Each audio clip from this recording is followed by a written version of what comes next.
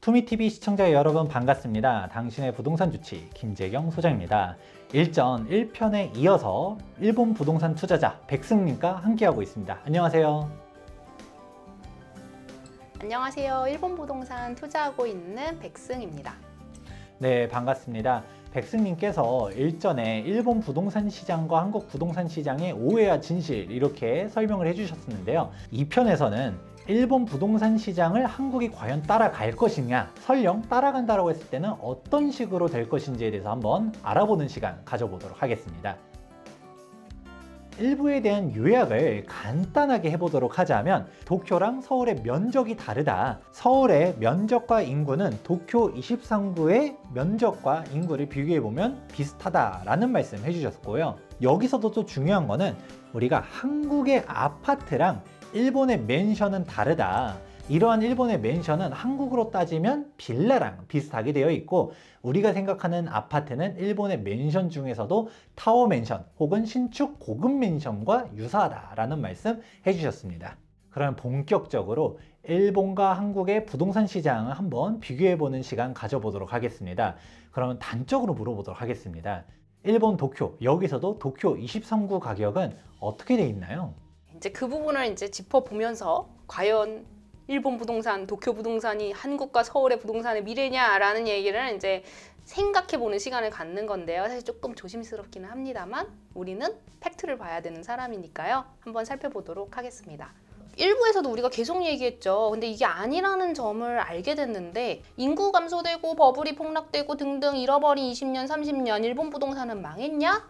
생각보다 그렇지 않다. 그러면 실제로 가격 지수를 확인해 보겠습니다. 특히 도쿄 23구에서 확인해 보도록 하겠습니다. 서울시랑 매칭할 수 있을 테니까요. 일본 전국의 부동산 가격의 주택지의 주택 가격 지수를 보시면요. 2010년을 100으로 놓는 지수예요. 그렇게 됐을 때 현재 2022년의 통계로 보았을 때는 맨션의 가격, 우리가 생각했던 그 아파트의 가격은 180이 넘어가고 있습니다. 나머지 주택 총합이라는 지수도 지금 빨간색 그래프인데요. 이것도 어쨌거나 한 30% 정도는 올라간 지수를 보이고 있네요. 상업지는 우리가 생각하는 바로 그 상업지입니다. 여기 오른쪽에 제가 노란색으로 표시를 해놨는데요. 여기 보시면 빨간색이 오피스, 녹색이 일동 맨션 아파트. 이제 이거를 정확히 말하면 상가주택이라고 보시면 돼요. 왜냐면 일동이란 단어가 들어간 거는 하나의 동으로 된, 일부에서 뭐 다가구 다세대 얘기를 했잖아요. 하나의 동으로 된 맨션이나 아파토, 아파토를 포함하고 있기 때문에 상가주택이나 다세대 다가구 같은 이런 것들, 그리고 청록색이 점포네요. 즉 이런 상업지의 가격 지수도 2010년 평균이 100이라고 보았을 때 현재 150에서 160을 넘나들고 있네요. 약 50에서 60%는 올랐습니다. 이 두 가지 그래프는 일본 전국이었거든요. 도쿄 23구의 신축 맨션으로 볼게요. 우리가 일부에서 공부해서 이제 알죠. 23구이면서, 즉 서울시랑 유사한 도심 지역이면서 신축인, 비교적 최근에 지어진 고층 맨션, 이건 고층으로 되지는 않았지만 어쨌거나 신축 맨션, 사람들이 선호하는 그런 한국의 아파트와 유사한 신축 맨션의 가격을 보았을 때 계속해서 올라가고 있어요. 그런데 이 수치는요, 1990년 초반에 무슨 일이 일어났는지 우리는 모두 다 압니다. 버블 폭락이 일어났죠. 이 가격대는 다시는 안 온다, 일본 부동산엔 그런 일은 이제 다시는 없다라고 생각했던 그 비관적인 일본 사회에서, 일본 부동산 시장에서 이 전고점을 돌파하는 수치가 등장했습니다. 중고 맨션도 봐야죠. 그래도 우리는 그래도 다 같이 봐야 되는 사람들인데, 그쵸? 좋은 것만 보지 말고 다 같이 한번 보겠습니다. 도쿄 23구의 중고 맨션, 그냥 모든 맨션을 퉁친 거예요. 이거는 가격 지수가 아니고 평단가네요. 이것도 마찬가지로 계속해서 우상향하고 있고요. 비교적 최근에 일시는 급격히 상승하는 모습을 보이고 있어요. 그래프가 이러하다면 실제 가격도 한번 살펴보겠습니다. 방금 그래프들은 가격 지수나 평단가 같은 것들의 이제 우상향을 봤잖아요. 이번엔 또 이제 빼놓을 수 없는 게 공시지가예요. 땅값이죠, 땅값. 일본 전국의 공시지가도 한번 그래프 보려고 하는데요. 여기서 조금 주의해야 될 점은 일본은 공시지가의 종류가 4가지예요. 우리가 생각하는 한국의 공시지가는 이 그래프를 보시면 돼요. 일본의 공시지가는 뭐 재산세를 평가하기 위한 뭐 공시지가, 뭐 상속세를 평가하기 뭐 이런 여러 가지의 종류가 있는데요. 그 중에서도 가장 일반적으로 쓰는 공시지가를 가져온 거예요. 이거를 말하지 않으면 아닌데 노선가는 그게 아니던데, 이거는 그게 아니던데 이런 말이 나올 수 있어서 언급을 했습니다. 일본 전국의 공시지가 그래프 한번 보겠습니다. 지난 10년으로 한번 두고 볼게요. 10년 평균이 플러스 2.96%. 그러니까 매년 평균 한 3% 정도씩은 오르고 있다라는 거죠. 사실 일본이 관심 있는 분들은 알겠지만 인플레이션이 없었던 나라거든요. 사실 디플레이션 국가였죠. 그럼에도 불구하고 땅값은 매년 3%씩은 오르고 있었다. 근데 그 중에서도 도쿄 23구의 공시지가는 어떻게 된 것이냐. 특히 2013년부터 오름세가 눈에 띄게 보이기 시작했습니다. 연평균 4.9%, 약 5% 정도씩 매년 오르고 있죠. 서울시 아파트의 중위 가격이 현재 10억 원이 깨졌죠. 이제 9억 5천만 원 정도로 이제 적었는데요. 전고점이 한 10억 9천만 원입니다. 서울시 도쿄 23구 아파트 신축 맨션으로 했어야 되는데 그렇게 되면 이 가격이 나오네요. 얼마냐면 1억 900만 원 정도. 우리나라 지금 환율로 치면은 약 10억 원 정도가 나옵니다.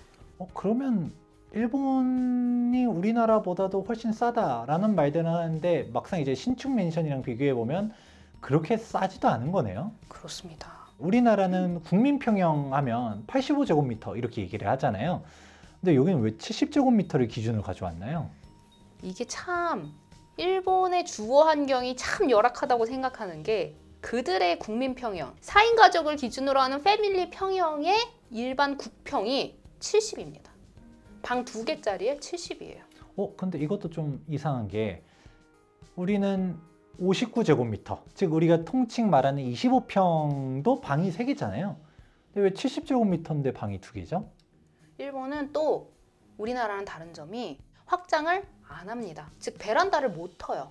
늘 베란다가 있어야 돼요. 방 구조를 그렇게 예쁘게 만들 법도 한데 이들은 그렇게 하지 않더라고요. 그리고 방 3개의 니즈가 좀 없는 느낌도 있는 게 이들이 이제 2LDK 같은 호실에 가보면요. 거실을 우리나라로 치면은 가벽으로 문 열었다 닫았다 하는 미닫이 문 같은 거 있잖아요. 그런 걸 하나 만들어 놔요. 그래서 거실로 쓰고 싶을 땐 거실로 쓰다가 미닫이로 닫으면 방 3개짜리로 만든다든지 약간 이런 것들이 우리나라는 좀 특이하잖아요. 뭐 이런 데가 다 있어요. 이러는데 거기는 좀 그게 자연스러워서 그래서인가 싶기도 합니다. 제가 일본인이 아니라서 정확히 모르겠습니다. 우리나라도 그러니까 25평, 33평 하면서 전용 면적 기준은 59제곱미터, 84제곱미터 이렇게 말은 하는데 정확하게 따지면 전용 면적 85제곱미터를 3.3058로 나누게 되면 25평이 나오게 돼요. 59제곱미터를 3.3058로 나누게 되면 18평이 나오게 되죠. 근데 왜 우리는 25평, 33평이라고 부르느냐? 서비스 면적, 즉 맞아요. 공용 면적을 이제 확장을 하게 되잖아요. 그런 것까지 고려해서 25평, 33평 얘기하는데 일본에서 70제곱미터 보면 우리나라의 25평과 33평 사이겠지가 아니라 대한민국 25평보다도 실평수는 작다라는 거네요. 체감상 그런 것 같습니다. 그런데도 불구하고 10억이라고 하면 막상 싼 건지는 잘 모르겠네요. 이게 만약에 소장님 말씀하신 대로 3LDK 그리고 뭐 전용 면적이 100이 넘어간다 이러면은 이제 넘사벽 가격이 나타나기 시작하는 거예요. 대략 한 얼마 정도 하나요? 그들이 일단은 3LDK나 이런 전용 면적 100이 넘어가는 거를 일반 형태로 공급하지 않아요. 이 말은 그 아까 우리가 일부에서 봤던 고급 맨션 있죠. 그런 형태로 공급하는 경우가 많아요. 즉, 아까 뭐 일본에서는 국평이 70제곱미터다라고 한 것처럼 우리나라 사람들이 봤었을 때는 대부분은 33평형에 사지만 뭐 한 40평대, 50평대 거주하는 느낌이 되는 건가요? 맞습니다. 그거네요, 딱. 그래서 이제 한 100이 되는 이제 좀 살만한 신축 맨션이다 하면은 뭐 2억에는 그냥 넘어가는 느낌입니다. 뭐 아주 좋은 동네 아니더라도. 약 20억짜리 아파트는 돼야 33평 아파트다. 근데 사실 되게 재밌는 거는 2019년에 투자하러 갔을 때요. 그때 제가 타워맨션을 같이 검토를 했었어요. 왜 너는 상가주택 샀니? 그러니까 이또 맨션이라고 부르는 1동 맨션을 왜 샀니? 타워맨션 사지. 이게 되게 궁금하신 분들이 많았는데 사실 그때도 제가 타워맨션 보러 갔었거든요. 모델하우스도 가보고요. 근데 그 당시만 해도 여기서의 70, 지금 우리가 말하는 지금 1억엔 넘어가는 이것들이 그 당시만 해도 한 6천만 엔에서 7천만 엔이면 샀었어요.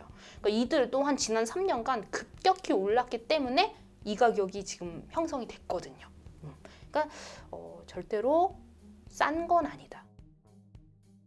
뉴스 많이 봤거든요. 지금 뭐 다만뉴타운 맨날 망했다 뭐다 하면서 서울도 똑같은 서울은 아니지만 경기도도 다 똑같은 경기도는 아니잖아요. 정말 분당이나 과천이나 판교처럼 비싼 경기도도 있는가 반면 특정 지역을 말하기는 부담스럽지만 좀 저렴한 경기도도 있는 것처럼 수도권 3연까지 포함하게 되면 얘네들 집값은 그래도 좀 싸지 않을까라는 희망을 가져볼 수 있거든요. 여기는 실제로는 또 어떤가요? 수도권 사면도 보시면은 이게 자꾸 결론이 똑같이 나서 좀 슬프지만 일단 보겠습니다. 수도권 사면의 공시지가 추이입니다. 이거는 이제 제가 만든 그래프라서 조금 예쁘진 않은데 이 수도권 사면, 우리 배웠던 그 수도권 사면의 축이 오른쪽이라고 보시면 돼요. 그러니까 요 빨간색과 이 빨간색을 제외하고서 올라가는 것들인데요.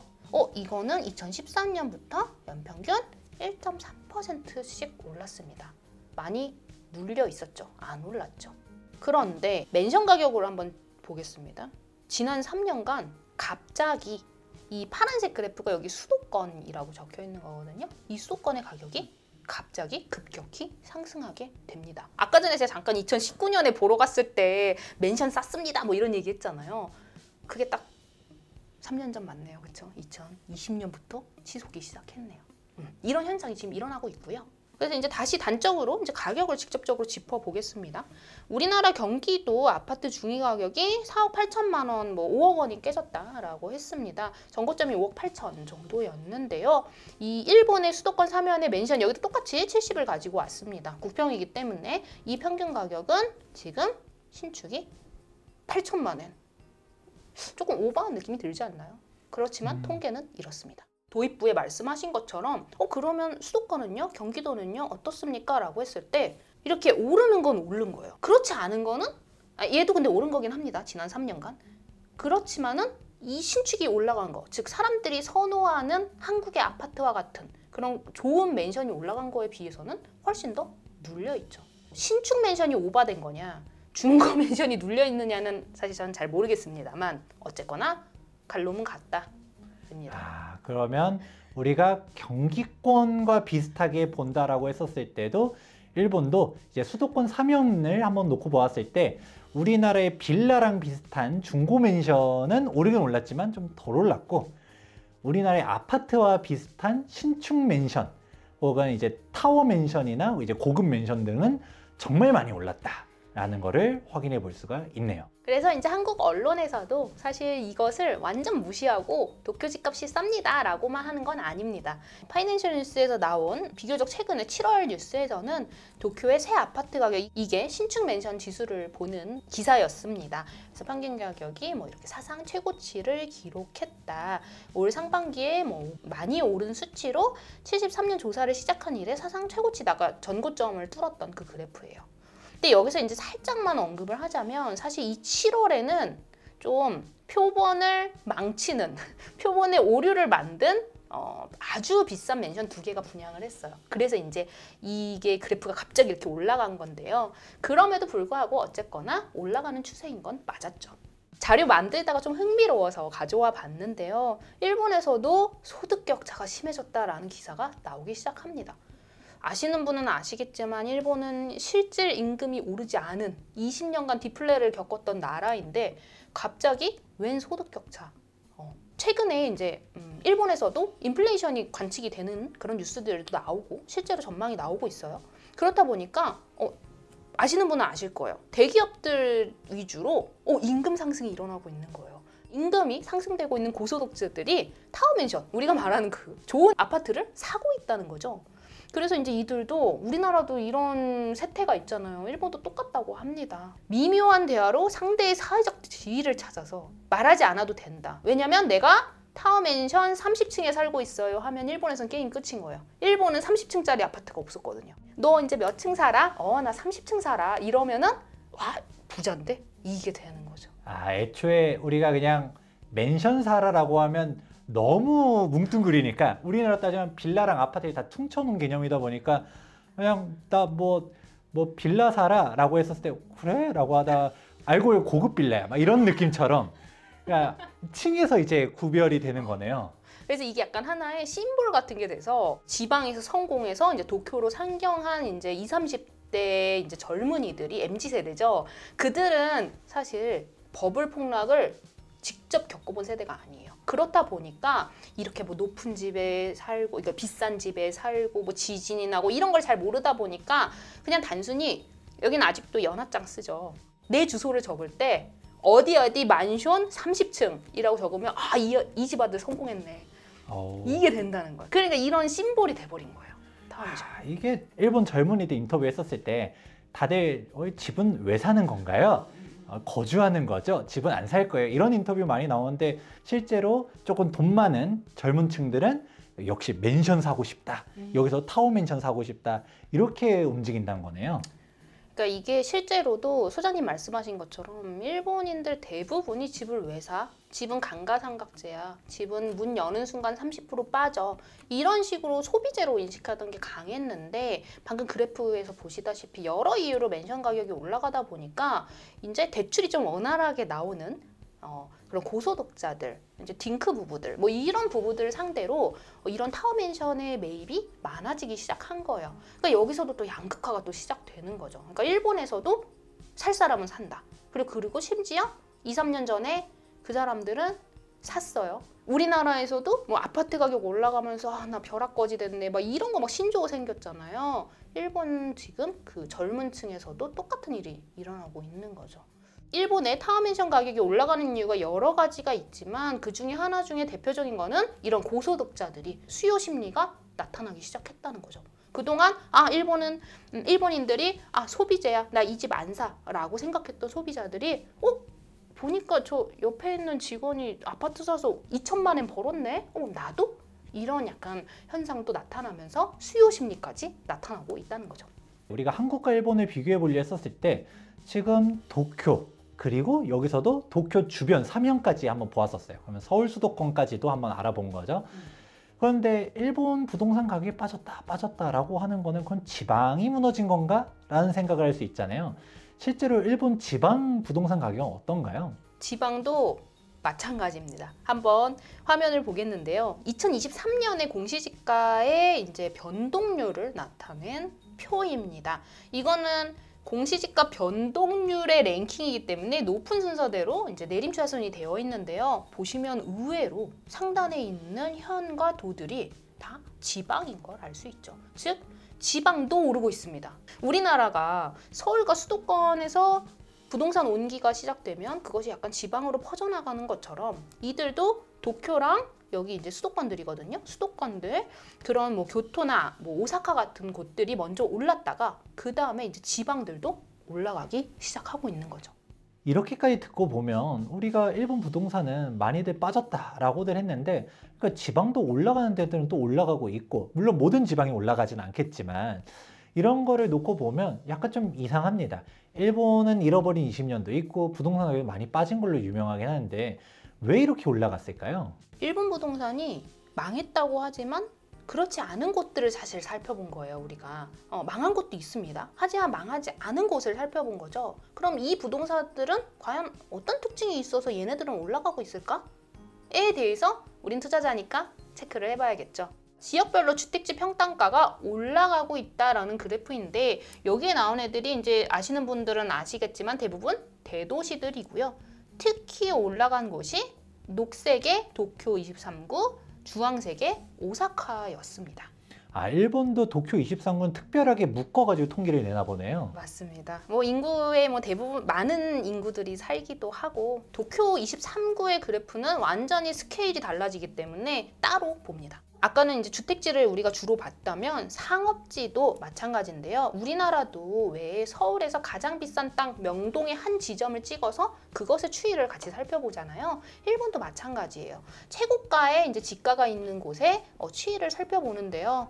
녹색이 도쿄 23구입니다. 이때가 딱 봐도 아시겠지만 버블 시기였습니다. 버블 시기를 이제 전고점을 통과한 모습을 보이고요. 이 주황색이 오사카입니다. 이렇게 도쿄 23구 오사카는 특별히 더 올라가고 있는 것을 확인할 수 있습니다.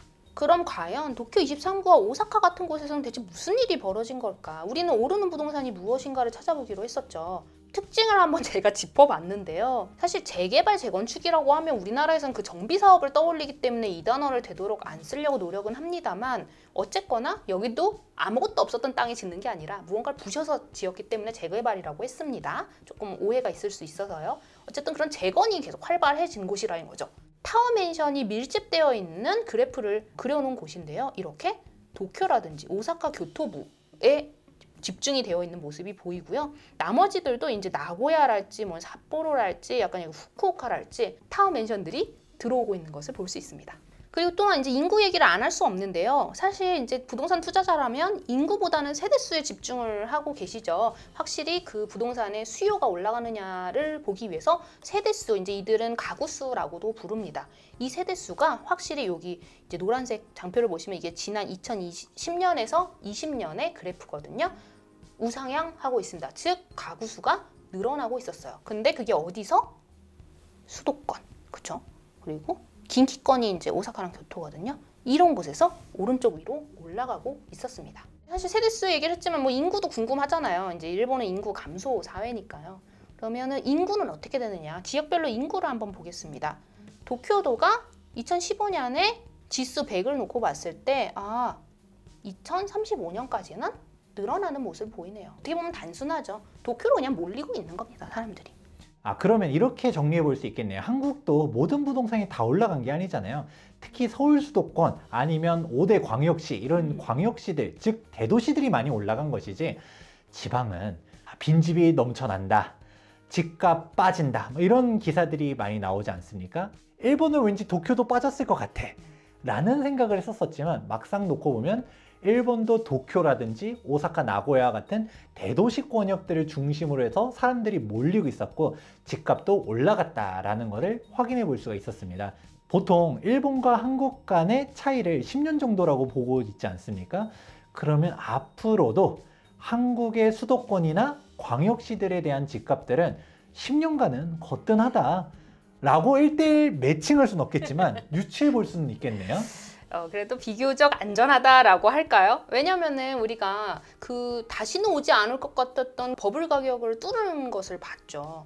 결국에는 이들도 사람이 몰리고 인구가 집중되고 세대수가 늘어나는 그런 도심부는 가격이 빠져도 회복했다. 그러니까 우리나라의 부동산이 갑자기 불안하다라고 하시는 분은 그래도 이런 특징을 가진 곳에서는 빠졌다 회복할 수 있다라는 믿음을 조금은 가질 수 있지 않을까. 똑같지는 않지만요. 그래서 이제 일본과 한국의 10년 차이라는 거에서 대표적인 게 인구죠. 인구 감소 사회에 진입한 우리나라. 일본은 사실 2010년부터 총 인구가 감소되기 시작했습니다. 그리고 이제 저출산, 고령화 이야기가 나오죠, 한국에서. 한국에서는 2034년부터 노인 인구의 비중이 30%가 된다는 예측을 하는데요. 사실 일본은 지금이 그렇습니다. 이것도 약 11년 정도 차이가 나죠. 일본은 지금 2023년에 고령화율, 즉 65세 이상 인구의 비중이 30%가 되었죠. 결국 인구가 감소한다는 것은 피할 수 없는 것이고 실제로 일본이 지금 급격하게 인구가 줄어들고 있는 상황에서 우리는 계속 도쿄만 보고 도심부만 봤으니까 인구가 늘어나고 세대수가 늘어나고 이야기하지만 그렇다는 이야기는 그렇지 않은 곳도 많다는 거죠. 가장 문제가 되는 일본의 빈집에 대해서 한번 확인해 보겠습니다.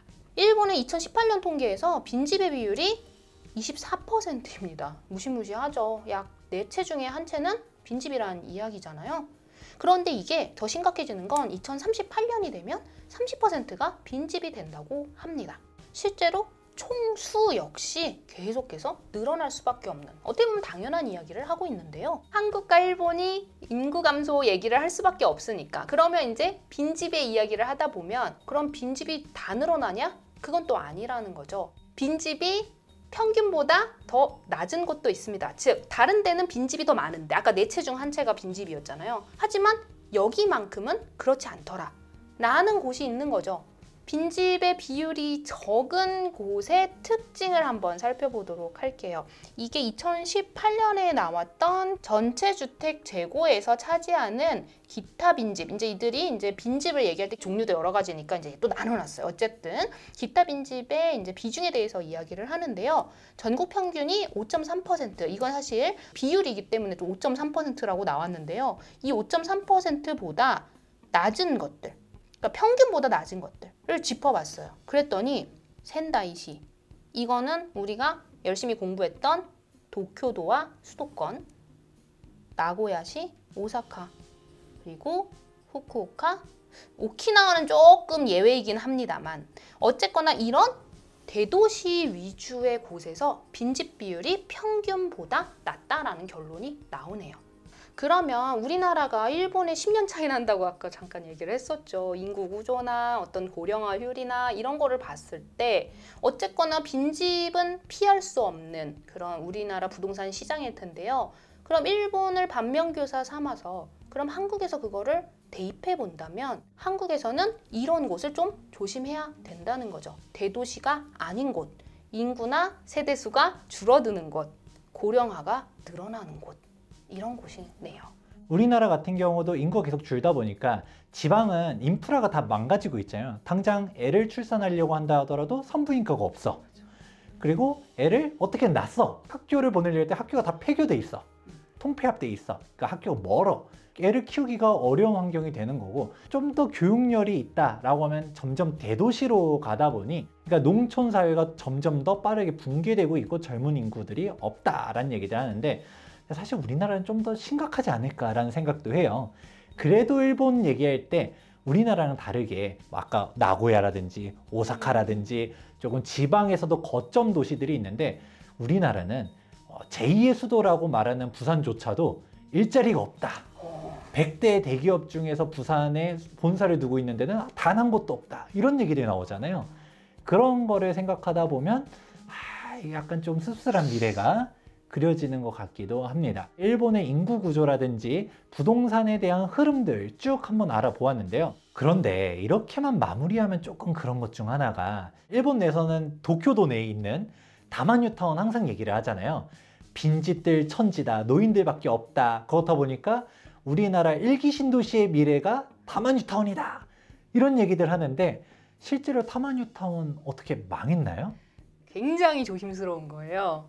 기존의 언론들과 대적을 해야 되기 때문에 얘기를 한번 볼 텐데요. 다만유타운이 분명히 실패한 경험은 있습니다. 그것이 일기 신도시가 그렇게 걸어가지 않도록 해야 되는 게 이제 우리의 과제이지 않을까 싶은데요. 확실히 그런 면도 있지만 분명히 다른 면도 있습니다. 한번 살펴보겠습니다. 이게 2021년에 서울신문에 실렸던 기사들을 한번 가져와 봤습니다. 꿈의 신도시 다만유타운이 30년 후에 빈집이 늘어서 유령도시로 바뀔 거다. 비교적 최근 기사였죠. 다만유타운은 사실 1971년부터 입주를 시작했던 굉장히 오래된 신도시입니다. 하지만 꿈의 도시라고 불렸던 이곳이 이제는 고령화로 인해서 재앙의 도시가 됐다. 무시무시한 단어를 쓰죠. 그러면서 다마시 아파트 한 동의 절반이 빈집이라는 현지 보도도 나왔다. 50%? 빈집 비율을 50%라고 얘기하는 건가? 라고 할 정도로 굉장히 무시무시해 보입니다. 다만유타운은요, 도쿄도에 있습니다. 우리가 아까 전에 여기 23구를 확인했잖아요. 이쪽에서 신주쿠에서 한 40분에서 50분 정도 가면 다마 뉴타운이 등장해요. 일부에서 우리가 다마 지역이라는 곳을 공부했던 것처럼 그 단어입니다. 그래서 뭐 일산, 뭐 평촌 이런 느낌이 아니고요. 이 다마라는 이제 구릉에 위치한 뉴타운이다라고 하면 되고, 심지어 시는 또 여러 개에 걸쳐져 있는 정말 큰 대규모의 뉴타운이라고 보시면 됩니다. 우리 위례 신도시가 뭐 송파에도 걸쳐 있고 하남에도 걸쳐 있고 그리고 성남에도 걸쳐 있는 것처럼 뭔가 여러 개가 섞여 있다라는 거네요. 그렇죠. 그런데 그게 규모가 큰 거죠. 이렇게 조성된 이 다만유타운이 이제 일본에서는 고스트 타운이라는 단어를 써요. 우리나라 언론에서만 그런 게 아니라 사실은 일본에서 먼저 시작했어요. 거긴 고스트 타운이다 라고요. 다만유타운은 실제로 실패했었습니다. 왜 고스트 타운이라고 불렀겠어요? 실제로 고스트 타운이 됐거든요. 1970년 그때 일본 정부에서 너무 밀집되어 있는 사람들을 뉴타운으로 옮기기 위해서 엄청나게 많은 인원을 단기간에 동일한 평형, 4인 패밀리 타입, 동일한 그 20, 30대 세대들을 한 번에 이주를 시키면서 그들이 똑같이 거기서 자라나게 되니까 이런 여러 가지의 부작용들이 발생하게 됐어요.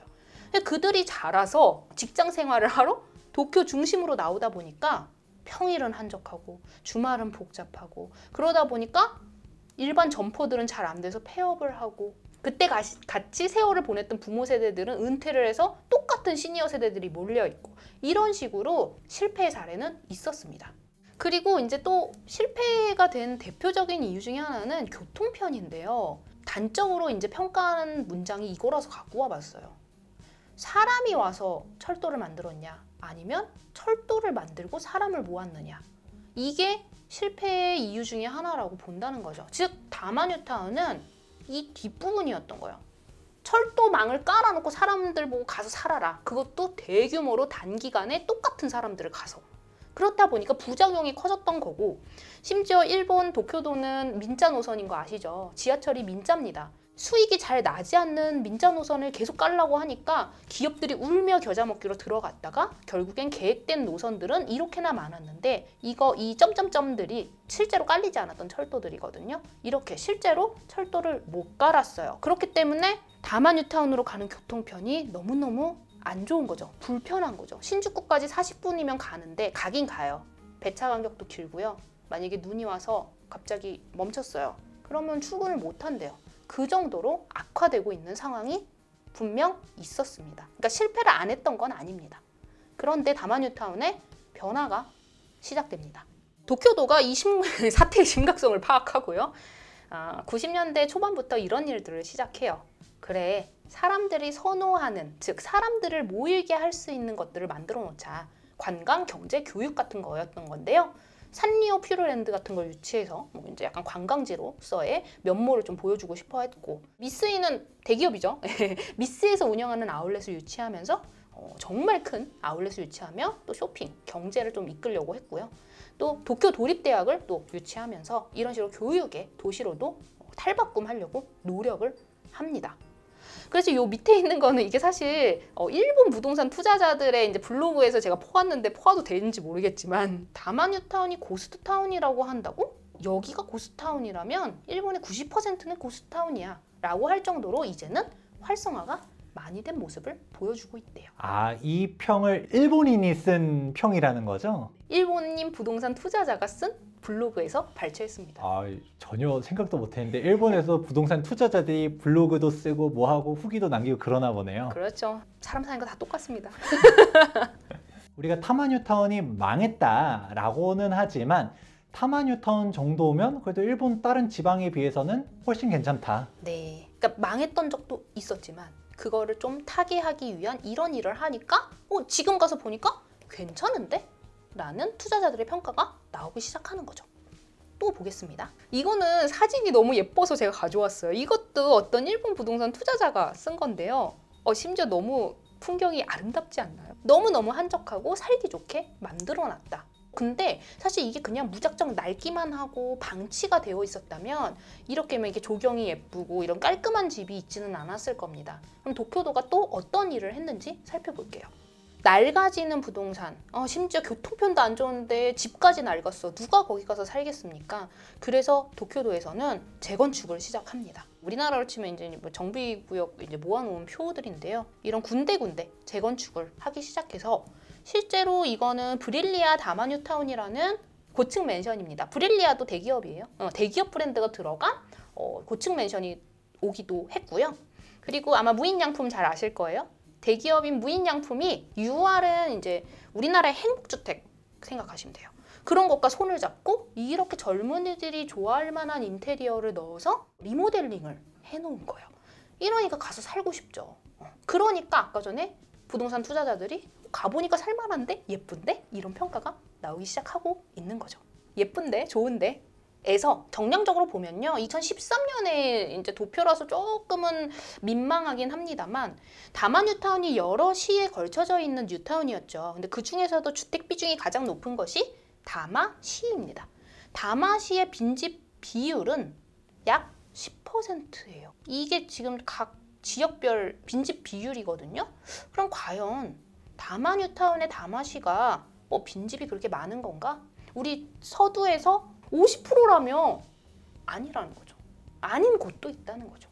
다마뉴타운의 부동산 가격은요, 아까 전에 이야기했던 주택이 가장 많은 타마시로 했습니다. 타마시의 중고, 이거 사실 이거 제가 번역기도 올려서 아파트라고 하는데 맨션입니다.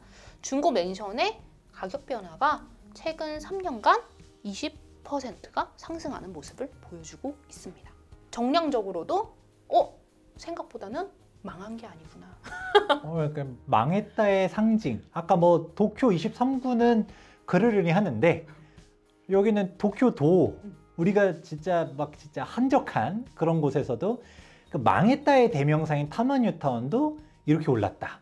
이건 진짜 좀 의외인 사실인 것 같네요. 물론 여기 이제 통계에서는 잘된 거를 우리가 주로 보고, 또 저는 투자자이기 때문에 오르는 부동산에 주목하는 것도 있는 건 맞습니다. 하지만 타마뉴타운에서도 빈집이 늘어나는 건 사실이래요.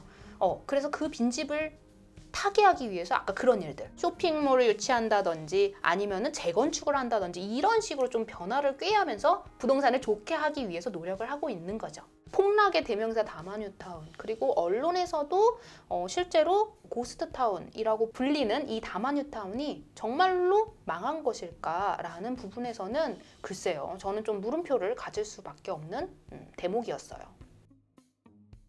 백승님의 말씀을 듣고 정리를 해보면 일단 크게 두 가지를 짚어볼 수 있을 것 같습니다. 우선 다마뉴타운 얘기를 했으니까 다마뉴타운 먼저 얘기를 해보도록 하자면, 약간 다마뉴타운은 지금 현재 서울 수도권의 일기 신도시랑 유사하다라고 볼 수 있는데, 일기 신도시의 미래가 곧 그려지기도 하네요. 아까 뭐 실패를 하긴 했었다는 얘기는 했잖아요. 지금 현재 일기 신도시의 최대 쟁점이 바로 노후계획도시 특별법입니다. 일명 일기 신도시 특별법이라고도 불리는 이 노후계획도시 특별법은 재건축을 촉진하기 위한 법이잖아요. 근데 막상 뚜껑을 까보면 이것저것 기부 체납해라, 뭐 아니면 좀 더 임대주택 늘려라 하면서 잘 안 될 수도 있거든요. 정부가 잘 대처를 해야지 조금 활성화가 될 수 있을 것이고, 뭔가 삐끗 잘못하게 되면 진짜 유형도시가 될 수도 있다라는 부분을 볼 수가 있습니다. 우리가 오래된 집에서 살고 싶지 않다라는 거는 한국 사람들이나 일본 사람들이나 다 비슷하다. 그리고 이 한 장표로 마무리해 볼 수가 있을 것 같습니다. 많은 언론에서 우리나라랑 일본이랑 비슷하다, 인구 구조가 유사하다는 말 많이 하게 됩니다. 고령화라든지 인구가 감소하다든지 생산 인구가 감소한다든지 한 10년 정도 차이를 두고 있다 보니까 대한민국의 10년의 미래는 현재 일본을 보면 좋을 것 같고, 그러면 한국 부동산 가격은 망할 것이다 라는 말들도 많이들 하는데, 막상 일본을 놓고 보면 인구 때문에 부동산 가격이 빠진 게 아니다.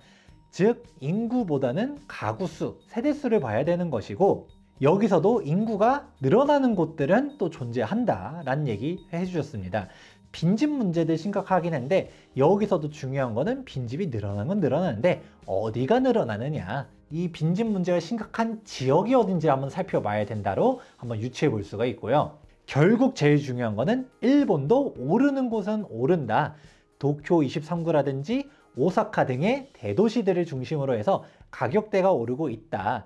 여기서도 재미있는 거는 이런 지역별 양극화뿐만 아니라 상품별 양극화도 존재한다는 얘기 해주셨습니다. 중고 맨션보다는 신축 타워 맨션의 가격 상승폭이 훨씬 높다라는 것을 알 수 있다 보니까, 이것도 한국과 비교를 하게 되면 서울 수도권과 광역시 그리고 지방 간의 지역별 양극화, 아파트와 빌라 간, 즉 상품별 양극화가 더 벌어질 것이라는 것도 예측해 볼 수가 있겠습니다.